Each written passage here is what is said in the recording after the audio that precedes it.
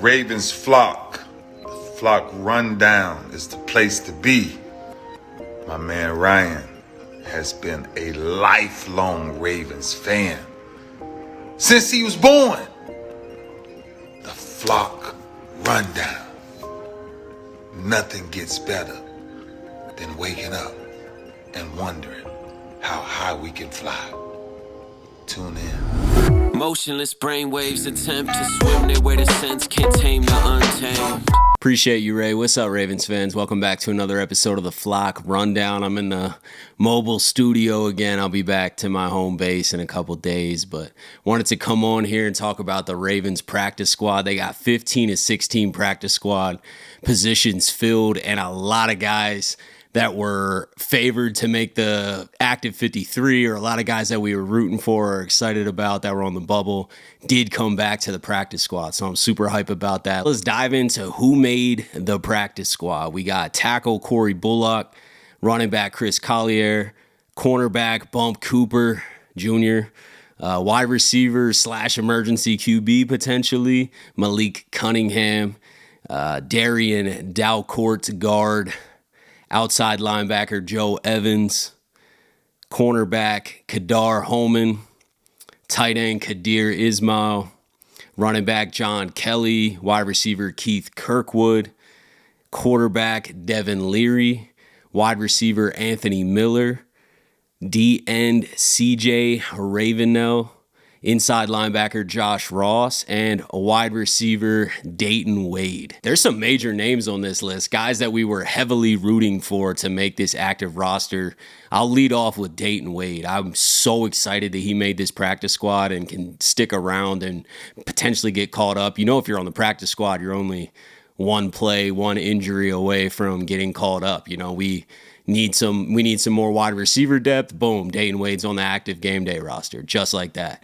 And we know what type of talent he is. We saw him flash throughout training camp. We saw him flash throughout the preseason. So I could not be more ecstatic that Dayton Wade is on this roster. Also want to point out Joe Evans. I feel like he balled all preseason long, physical player, just gives maximum effort. And I feel like he truly plays like a Raven, so excited to have him on the practice squad. Malik Cunningham is a very interesting player to have on the practice squad. So if you don't know the history of how that went down, we signed Malik Cunningham last year to our active roster from the Patriots practice squad and then converted him from quarterback to wide receiver. But he could be an emergency QB. You know, that is a realistic thought. And I know we signed Devin Leary to the practice squad as well, so we do have our third QB, I would say. But Malik Cunningham can play quarterback. Now, we don't want to rely on a third QB regardless, you know. I mean, we're screwed if Lamar goes down, let's be real. But having a versatile player like Malik Cunningham who can provide some wide receiver depth, but also can provide a little bit of emergency quarterback depth, I think it's just incredible to have that versatility on your roster. So I'm excited that Malik Cunningham's still here. I think that he is also going to keep growing year after year. You know, this practice squad's not just for emergency guys in situations this year. It's almost like a developmental squad. You know, it's your taxi squad in Dynasty if you play fantasy football and stuff like that. You toss some guys down there and you keep developing them year after year. So I think that Malik Cunningham is probably fitting that mold. Some guy that they really just want to develop and they like his talent. They like his mind of the game, especially a quarterback turn wide receiver is going to bring a lot more knowledge to a wide receiver room because he's coming with a quarterback mind. You see the field differently. Also wanted to shout out Kadir Ismail. I knew he was going to struggle to make the active roster because of how good our tight end room was. We pretty much have 4 tight ends with Patrick Ricard, and they're all starters. I mean, there's no one that's going to leap them on the roster. But the fact that Kadir Ismail, the athletic freak that he is, I mean, this was a wide receiver that we converted to tight end and is another developmental guy. This guy's career is just getting started. And we know who his dad is. You know, shout out Quadre Ismail. provided us a lot of amazing moments early in the 2000s for the Ravens and won a Super Bowl with the Ravens. So it's just an amazing story for his son to make the practice squad. And I feel like there's a lot of potential there. I don't feel like Kadir Ismail is just going to be a forgotten guy. I think that this is a guy who could develop consistently for another year or two and potentially get on to the Ravens active roster and make an impact. So I think down the road, we could be seeing some of these guys really come over and make a difference. And then I think there's a few guys who made this practice squad that could provide more of an immediate relief or impact, such as running back John Kelly. I think he's a veteran running back that can provide some stability. Let's say Rasheen Ali is battling more injuries or things like that, and Keaton's still not back. We can move up a guy like John Kelly to be that third back. Another guy who fits that mold is wide receiver Anthony Miller, who was balling since we signed him. I mean, this is an older wide receiver. I think he's 29. He's got some experience throughout the NFL and was really shining in camp, had some nice plays in the preseason. I think that's another guy. Let's say Hardy goes down or, God forbid, Tylan Wallace or somebody like that, and we need more depth. Wade is also an option, and Anthony Miller's another option. We got some solid options to come in and fill that back end of our wide receiver room. We were fighting and talking about these guys making this team for the last couple weeks now. Since these roster cuts are coming down, since this preseason's been going on, we've been rooting for guys like Dayton Wade and Anthony Miller. Now they're on the practice squad. So as long as they don't get plucked by another team, which obviously can always happen, and we could do that to any other team that we want as well. But these guys are safe, man. These guys are going to be on the Ravens most likely, or at least the majority of them.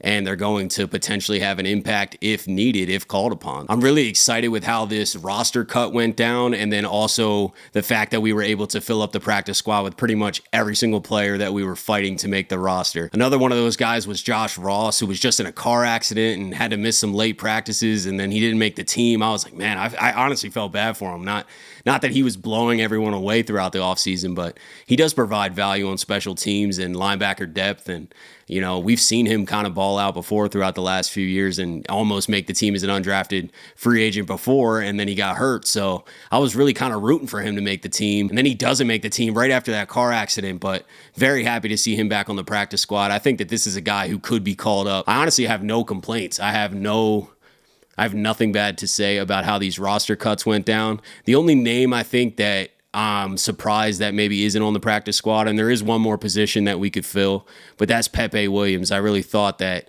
Pepe had a chance to come back and be on this practice squad, but he's probably seeking opportunity elsewhere. Another slight surprise that's not back on the practice squad at this point is Daryl Worley. I thought when they signed him that he could potentially fight to make the roster, but definitely would be a practice squad candidate. And like I said, there is one more spot, so who knows? That could go to Pepe, that could go to Daryl Worley, but it is a little bit surprising that they're not back yet. But there's still plenty of time for this to play out. We are going to add another spot. There's still going to be roster movement throughout the entire season, so we're just getting started. This is not the final 53 man, not the final practice squad. It's more of the initial, we're just starting this season. We're just starting this journey, and man, what a journey it's about to be, man. I cannot wait. We got the Chiefs coming up next Thursday.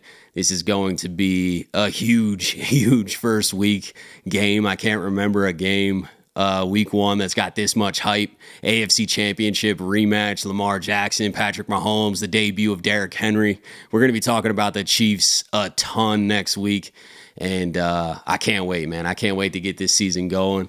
I'm happy how this roster cut went down. I'm happy how the practice squad turned out. I really don't have any complaints. All the guys that I was a little upset that didn't make the roster, especially like Dayton Wade, is on the practice squad. So he's still a Raven, man. We don't have anything to worry about in that regard. I think that this is good work by the front office. Still a little concerned about the offensive line, but we'll see week one. You know what I mean? We're done with the preseason film. We're done with the individual rep looks. Let's go out and see the starting unit perform with a Lamar Jackson and Derrick Henry in the backfield, and then we'll assess from there. But that's it for today, guys. I just wanted to come on here. I'm still out on the road, but I just wanted to come on here and talk about this practice squad since they basically announced the full practice squad, and just kind of go through who made it and give you guys some thoughts. But I appreciate you guys tuning in to another episode of the Flock Rundown. Have a beautiful rest of your day, and I'll talk to you guys soon.